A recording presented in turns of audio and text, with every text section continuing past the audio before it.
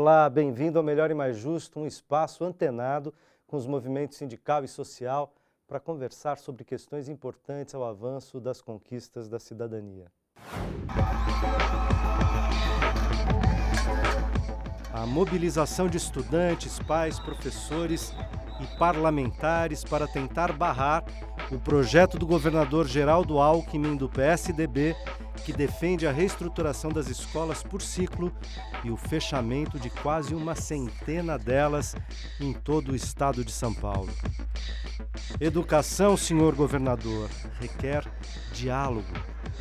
Esse é o debate que começa agora no Melhor e Mais Justo.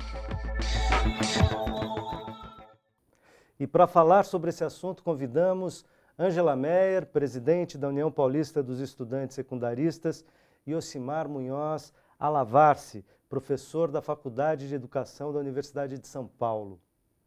Bem-vindos. Desde o último dia 23 de setembro, quando a Secretaria Estadual de Educação de São Paulo anunciou um plano de suposta reorganização da rede, a comunidade escolar tem ocupado as ruas, fazendo oposição ao plano e querendo ser ouvida. O que pedem essas vozes? Comecemos por aí, e eu vou dar a palavra às damas, inclusive uma liderança do movimento dos estudantes secundaristas que estão nas ruas reclamando das medidas adotadas pelo governo do estado de São Paulo em relação à chamada reorganização da escola estadual. Ângela. Primeiro, eu queria agradecer a participação, o convite para participar aqui do programa, né? E começar dizendo assim que muito nos entristece esse programa que o Alckmin está propondo, né?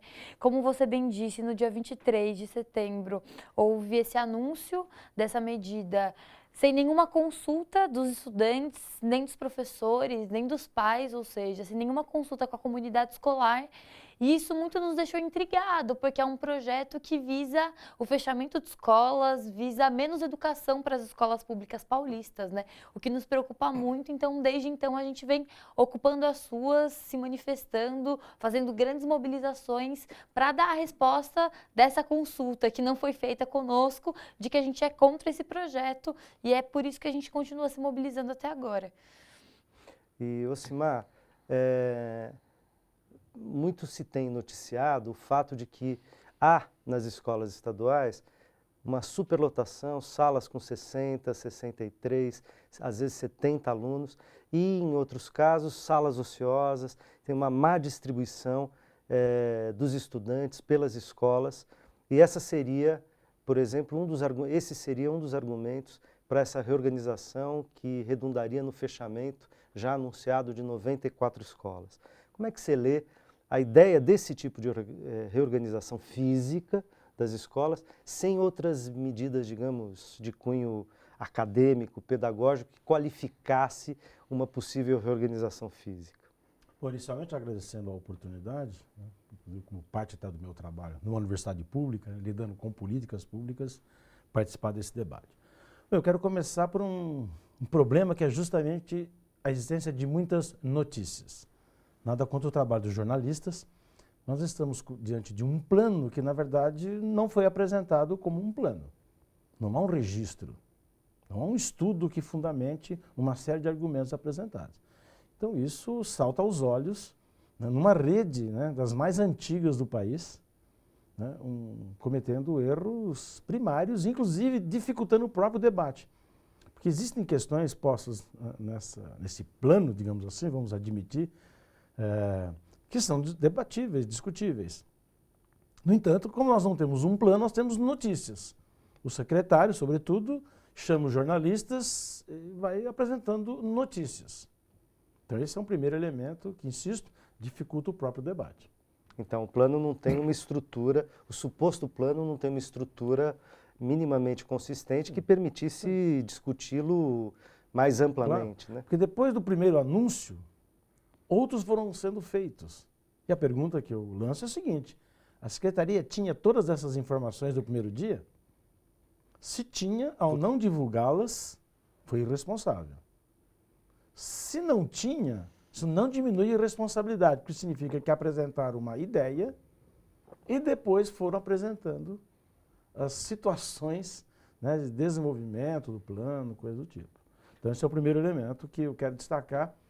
O segundo elemento, aí entrando diretamente na sua pergunta, esse é um fenômeno que ele é mundial, em alguns países um pouco mais, em outros um pouco menos, e dentro de cada um dos países também vai acontecendo, que é o seguinte, as escolas são construídas em determinados contextos e elas persistem fisicamente. E esses contextos nos quais elas são criadas se alteram e podem produzir superlotação e despovoamento. Né? Nós não construímos, em geral, escolas sobre rodas para poder acompanhar as populações. Então, isso acontece. A maneira de enfrentar essas situações, né, que a gente chama de variabilidade, é que esse plano não parece ser, pelo que já foi noticiado, a melhor opção. Aliás, muito pelo contrário.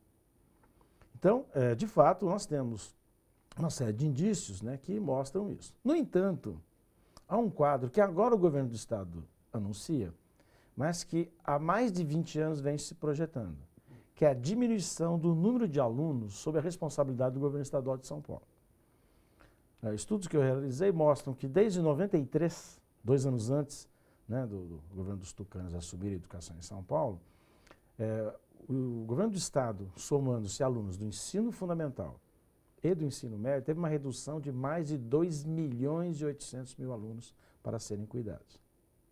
E da onde viria isso? Bom, quais são as razões que explicam essa redução? 3 grandes razões explicam essa situação. Primeiro, a taxa de fecundidade da mulher brasileira e paulista vem caindo, né, significativamente, então cada vez nós temos um menor número de crianças nascendo pela população. Né? Isso é um fator chamado demográfico. O segundo fator é que houve uma melhora do fluxo dos alunos. Aumentou a taxa de aprovação, inclusive no estado de São Paulo, com a promoção automática, medida com a qual eu não tenho nenhuma resistência, embora seja muito polêmico com os professores. Então, cada vez estão entrando menos alunos e eles estão saindo mais rapidamente do ensino fundamental e do ensino médio. Isso não quer dizer que a aprovação seja de fato 100%. Uma coisa é existir uma política de promoção automática, outra coisa é se de fato ela é operada. Mas esse é outro debate. Além disso, nesse período, houve uma transferência, sobretudo de escolas do ensino fundamental, anos iniciais, para municípios. Uhum. Uma transferência diferenciada, porque hoje, já no estado de São Paulo, as escolas municipais atendendo os anos iniciais do ensino fundamental já são maioria em relação às do estado. Enfim, então o estado, porque estão entrando menos alunos, que estão saindo mais por conta da melhoria do fluxo, e por transferência para os municípios, ele ficou com menos alunos, com muito mais recursos por aluno. Então isso é outra coisa que salta aos olhos. Não é agora que tem 2 milhões, como estão anunciando. Não, isso vem acontecendo ano após ano. Mais de 20 anos. E 20 anos sob a responsabilidade do estudante. Então isso mostra que, inclusive, as dificuldades de planejamento não são só dessa medida agora, a que eu me referia. Eles não são capazes de apresentar um plano articulado. Isso já vem sendo feito. E, Ângela, do ponto de vista prático, quando estoura na ponta, uma das reclamações dos estudantes é dizer o seguinte, ao fechar a escola, ao remanejar estudantes, dizendo que eles devem estudar até 1,5 km da sua residência, isso, primeiro, pode não ser real para vários casos. E segundo, é supor que o estudante necessariamente vai da casa para a escola e não necessariamente, o que não necessariamente acontece, porque ele pode ir do trabalho para a escola, por exemplo, quando ele é um estudante que estuda à noite e etc. Por que os estudantes reclamaram dessa medida especificamente? Eu só queria complementar o que ele disse um pouquinho, porque a gente também fez uma pesquisa sobre a questão dos estudantes que ingressaram na rede privada de ensino. Nos últimos 10 anos, a gente teve um aumento de 36% da rede privada de educação no estado de São Paulo, o que representa mais de uma escola privada sendo inaugurada por dia, o que fez com que 600 mil estudantes saíssem das escolas públicas e ingressassem nas escolas privadas, e para além disso, uma taxa de evasão de mais de 20% no estado de São Paulo, que para a gente é muito preocupante, né?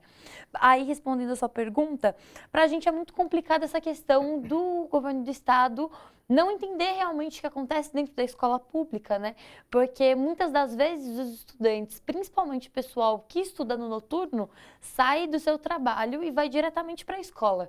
Essa questão de limitar 1,5 km a partir da sua casa é muito problemática para a gente, porque normalmente os estudantes que trabalham, por exemplo, no centro das cidades, eles acabam estudando no centro para conseguir chegar na escola mais rápido. Por exemplo, nas grandes metrópoles aqui do estado de São Paulo, a gente sabe que existe muito trânsito e que isso acaba dificultando o estudante chegar, o estudante que sai 6h30 do trabalho, chegar às 7 horas na escola se for para chegar no seu bairro, né?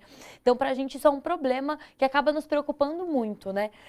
E aí, para a gente é muito difícil essa questão da reorganização escolar como um todo, partindo primeiro por essa questão do estudante que trabalha, mas também perpassando pela questão do pai que tem 2 ou 3 filhos e que vai acabar com essa reorganização tendo que visitar 3 escolas diferentes para deixar seus filhos e depois para poder buscar, o que acaba atrapalhando também o cotidiano dos pais, né? E para a gente tem uma outra preocupação muito grande também, que é a questão da acessibilidade, né? Dessas 94 escolas que estão nessa lista de fechamento, porque uma coisa era a gente fazer o debate sem uma lista de escolas que seriam fechadas, agora com essa lista a gente consegue ter inclusive mais argumento para conseguir questionar. Inclusive, uma parte das escolas que estão nessa lista são escolas que são exclusivas na questão de ter acessibilidade nos seus bairros e para isso a gente preocupa muito a gente por causa que existem muitos estudantes que realmente precisam de acessibilidade para conseguir acessar a sala de aula, porque muitas vezes as salas de aula ficam nos segundos andares das escolas, as quadras poliesportivas, enfim. Então a gente precisa pensar nesses estudantes também, né? Porque a escola tem que ser um ambiente para incluir o estudante, tem que fazer com que o estudante consiga caminhar tranquilamente na escola sozinho, enfim, e retirar essas escolas, dessas 94 escolas aqui que já são extremamente prejudiciais, fechar ainda por cima, escolas que vão prejudicar o cotidiano efetivo dos estudantes na questão de convivência dentro da escola mesmo, para a gente é muito preocupante, é por isso que a União Paulista dos Estudantes Secundaristas tem feito esse debate muito fortemente com o governo do estado de São Paulo para que a gente consiga ter realmente respostas efetivas, né? Que a gente sabe, como você disse, que o governo vem se contradizendo muito nas informações, né? É uma série de informações que a mídia passa, uma série de informações que o governo divulga e depois acaba voltando, inclusive por causa da pressão da mídia, e a gente está meio numa guerra, no meio de um tiroteio sem saber para onde é que a gente vai, porque a gente conversa com a Secretaria Estadual de Educação, eles dizem uma coisa pra gente, na semana seguinte o secretário vai fazer uma entrevista no Roda Viva, por exemplo, como eles fizeram essa semana passada, e acaba citando outros argumentos, outros fatos, e a gente fica numa linha cruzada para saber o que a gente precisa falar realmente, o que a gente precisa debater. Então, para a gente é um problema essa questão da reorganização como um todo. E Elcimar, deixa eu perguntar uma coisa, quer dizer, não é a primeira vez que temos experiência no Brasil, e em São Paulo inclusive, de separar as escolas por ciclo. Ensino fundamental, Fundamental 1, Fundamental 2, o Fundamental, ensino médio, educação infantil, etc. Como que vocês analisam essa questão de separar por ciclo? Se isso quais são os pontos, objetivamente, quais são os pontos positivos e os pontos negativos da separação por ciclo fisicamente na escola? Bom, primeiro eu quero insistir que a ausência, né, de um plano escrito dificulta muito esse debate, porque isso abre espaço para especulação. De toda maneira, esse é o terreno em que nós estamos. Bom, antes de responder a sua pergunta, né, eu queria ponderar que é possível e talvez necessário se rediscutir a organização física das escolas, de quais alunos atender. Por conta da sua primeira pergunta, na verdade. Uhum. Né? Concentração em algumas escolas e desconcentração em outras. Então não é uma medida por si só descabida.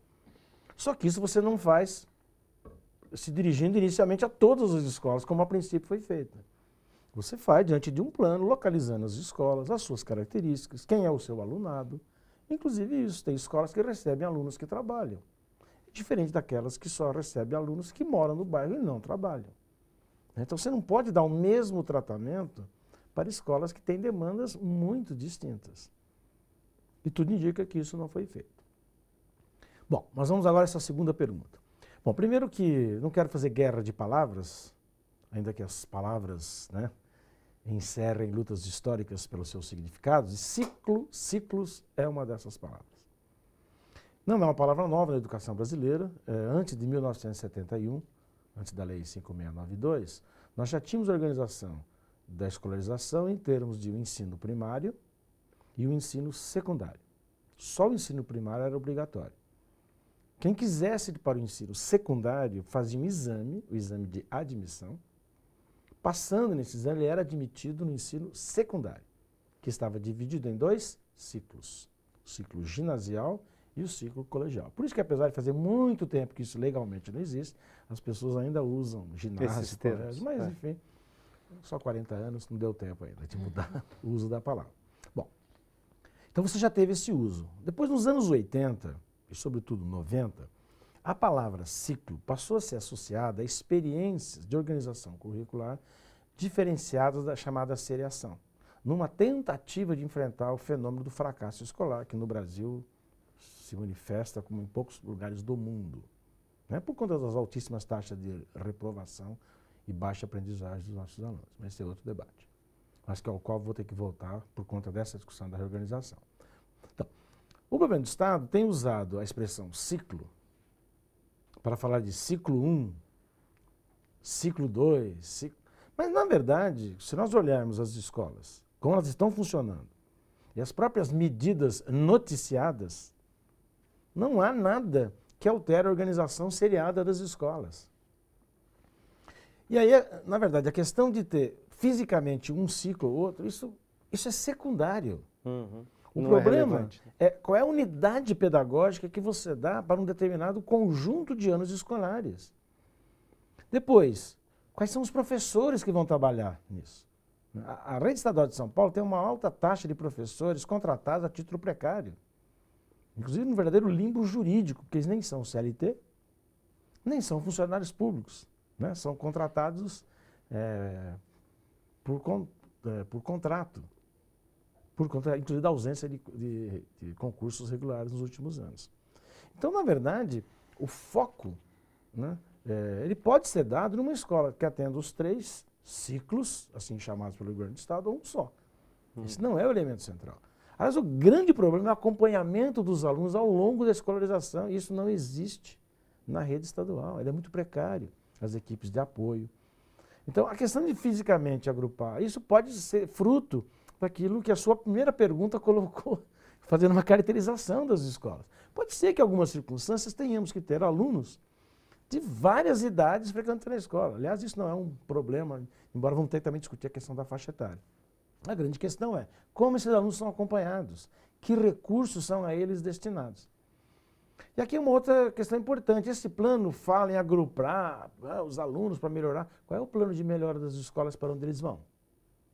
Por acaso, as escolas que já atendem um só ciclo, como eles estão chamando, têm todas as condições de infraestrutura? Não.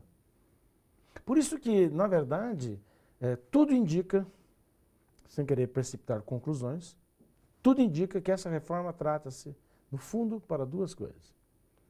Criar as condições para aprofundar a municipalização, que é mais fácil transferir para municípios, escolas só com os anos iniciais do ensino fundamental, e, ao mesmo tempo, racionalizar. Eu não sou contra racionalizar os custos, mas, na verdade, é que a racionalização não é para melhorar as condições de funcionamento das escolas. É agrupar de tal maneira que o Estado contrate menos professores. Gaste menos. Por isso que é uma racionalização sem densidade pedagógica. Sem melhora na qualidade. Eu preciso fazer um rápido intervalo, mas já já a gente volta com esse importante debate. Não sai daí.